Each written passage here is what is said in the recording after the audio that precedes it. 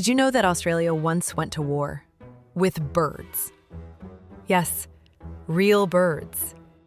In 1932, thousands of emus, giant flightless birds, invaded farmlands in Western Australia. They trampled crops, ruined harvests, and caused huge losses for farmers. The government's solution? Send in the military with machine guns. The soldiers set up ambushes, but the emus were too fast, too smart, and scattered into small groups. Over 10,000 bullets were fired, but most of the birds escaped. After a few weeks of failure, the military gave up. The emus basically won. To this day, it's known as the Great Emu War, one of the strangest military defeats in history. So yeah, next time someone asks, has any country lost a war against birds? The answer is yes, Australia.